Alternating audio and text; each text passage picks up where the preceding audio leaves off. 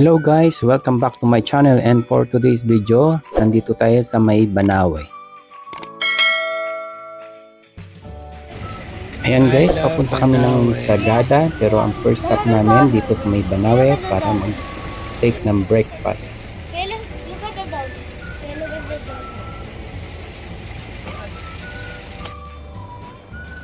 Hello guys, welcome to Banawe.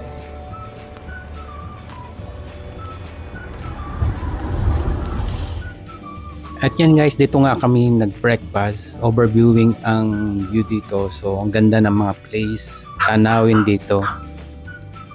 Mamaya bababa kami doon after namin kumain.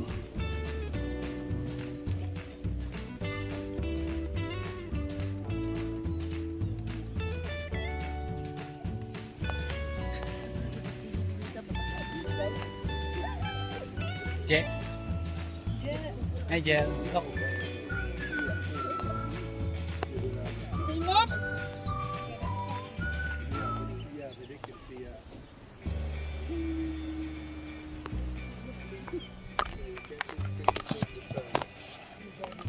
Can I go back now? Ma, let's go back now. Wait lang. I'll just picture that room.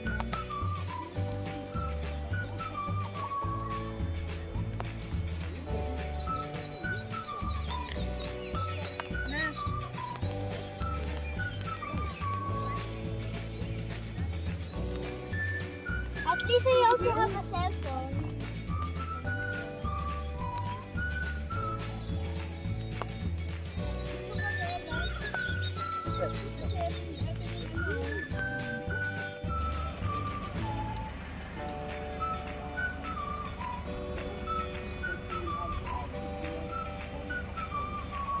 At yan guys, after namin kumain, dinerecho na kami sa villa para mag-rest muna ng konti.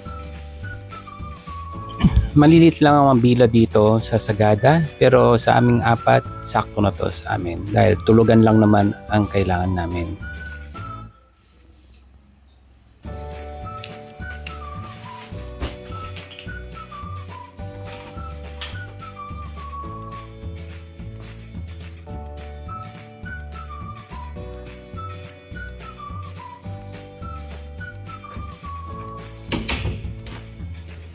At sa baba ng villa, merong maliit na resto. So pwede ka mag-order dito, mag-take ng breakfast, dinner, or merienda.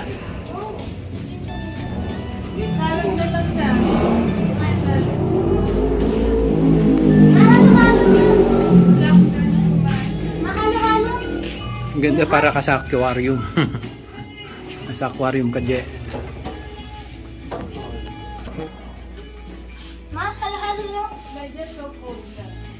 It's so hot nga eh. Hello, welcome to Sagada Buway.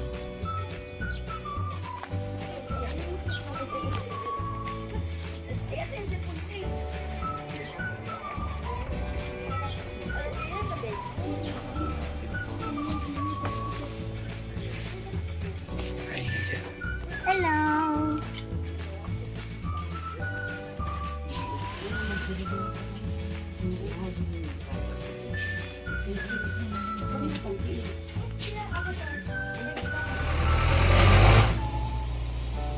Nandito tayo ngayon sa Sagada Pottery. Tara, tingnan natin.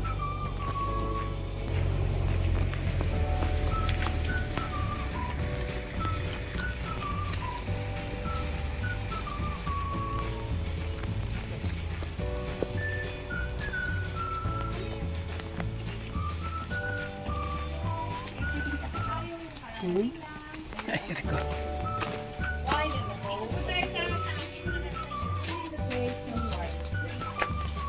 Dito naman po, gustuntong pressure sa may boses. I'm going to compress the thing together and then slowly pull it out to the top. At ayan guys, dito pala ginagawa ang iba't ibang design ng pottery. So naging tourist spot na pala itong ngayon.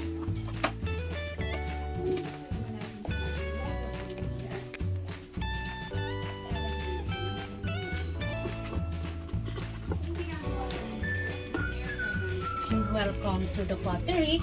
Ako po naman si Tessie, isa po sa manggagawa dito. Ang pottery na ito, nagsimula po siya noong year 2000. Ang clay po namin, nanggagaling dito sa Sagada, ngunit hindi po ibig sabihin na kahit saan namin siya makita ay pwede namin kunin. We have to be environmentally friendly. Secondly, hindi amin. Kaya we try to check on the best area that we can have some. For example, the road widening, usually in the middle of that mountain that is bulldoze, there can be good clay. So, hahakutin namin dito, ibababad po namin dahil pagkatapos ng babad, kailangan namin siyang salain. Sinasala namin siya ng 2 beses hanggat makuha namin ang consistency of fineness na katulad po nito. Sa pottery, may 3 klase. Mayroon tayo yung earthenware. Ito yung low-fired pottery na kagaya ng gawain nila sa vegan na pwedeng lutuan, lagyan na ng tubig at mga paso-paso. Yung mga palayok, mga tapayan, those are example of an earthenware. Sa amin po kasi dito, it is called stoneware. It is a high-fired pottery. Bagamat hindi siya pwedeng lutuan, ngunit microwavable po siya and food grade katulad ng porcelain. Yan. So, ang gawain namin dito, pinapakita namin ng paggawa with the demo fee of 400 pesos for the group of 10. Okay?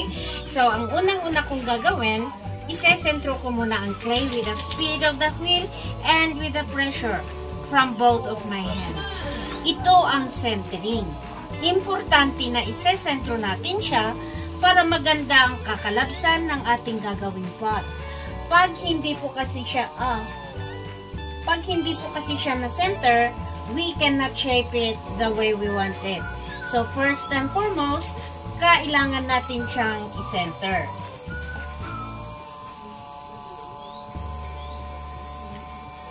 Ito nagapuan na dayo malali na ito.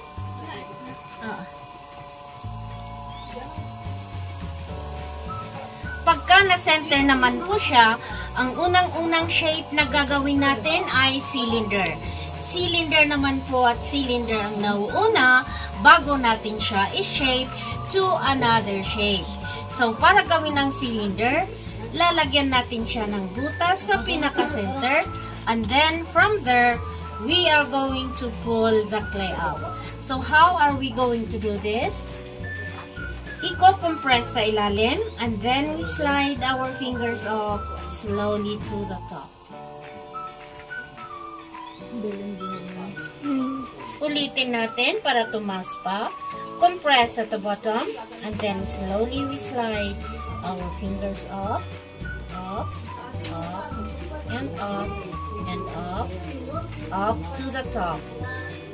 So, ito na po ang ating cylinder. Ngayon, out of this cylinder, we are going to shape it to another shape.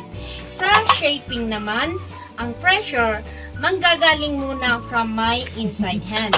So, ang gagawin niya, itutulak nating palabas habang tinutulak, tinataas, dahan-dahan. Dito naman po sa gitna, itulak nating paloob. Dahan-dahan, we will go up, up, up. At bago naman po sa pinakamataas, tulak nating palabas at magiging what you see. Sa pottery po, it's about feeling also. Always feel how thick or how thin, so you would know when to stop. So dito, pwede pa nating palubuin dito sa banda, sa ilalim. And then dito, and then in here to balance it. Pwede po natin siyang paliitin by pushing it somewhere in, going to the top.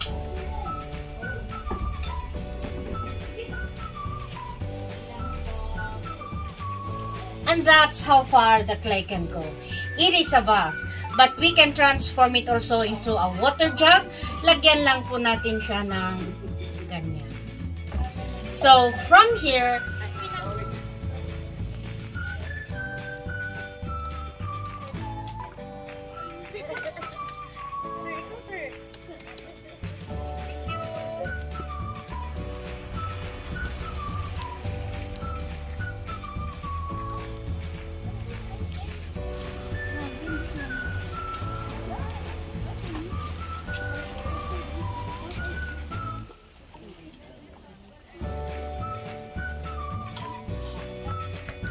At ito guys, one of the oldest church daw dito sa Sagada.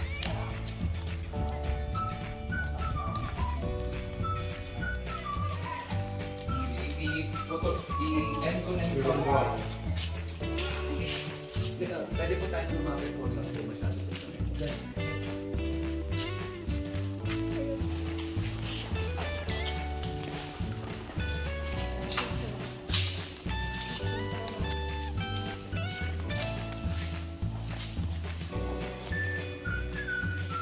One of the oldest churches here in Sagada.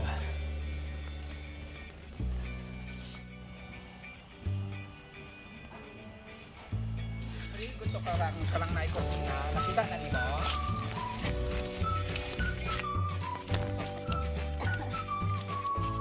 At dito guys, papunta naman tayo sa may hanging coffin in Mountain Province. So makikita natin yung mga nakasabit na mga kabaong.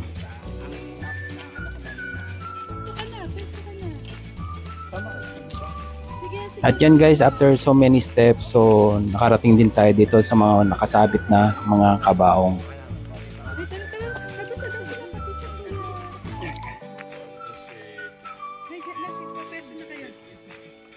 Dito ka.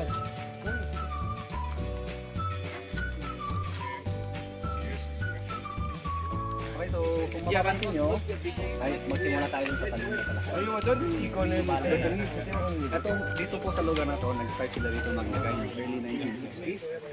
Ang pinaka-latest po natin is 2010. Mas bago-bago pa lang.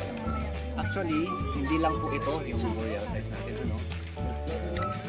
Papunta sa kabila hanggang po sa may 3 kilometers away. Ganyan po yung kay Palos po yan. Ito lang po talaga yung sikat kasi siya yung mas safe puntahan sa mas accessible. Pero actually lahat, marami po. Kaya nga kanina, sabi ko, kahit po yung mga views po natin dito is mga burial size po yan. Okay. So, mag-start tayo doon. Kung mapapansin nyo kung mga maliliit na coffins. Unig daw po yung mga yan. Especially sa place na to, yung mga namatay dito is namatay sa katandaan. Fully grown din po yung mga yan. 17 kilometers dyan yung fetal position way. Yes, nakapupot. Fetal position. Way back then po kasi ang Sagada is grassy land po yan. So yung mga pine trees natin is malayo po yung pinagkukuhanan nyo dito pa sa Batang North. So yung ginagawa ng mga katutunan or mga locals is kaya lang sa natin yung kinuha nila. And yung iba naman is dinatag out mo nila sa bundok anyway. Open na yun. So talagang maliliit. Halos po lahat yan. At yan guys, dahil palobat na ako, hindi ko na nakuha ang mga susunod na mga eksena. So naglobat na talaga tayo, nakalimutan natin ang battery natin sa villa. So at least kumain na lang kami dito.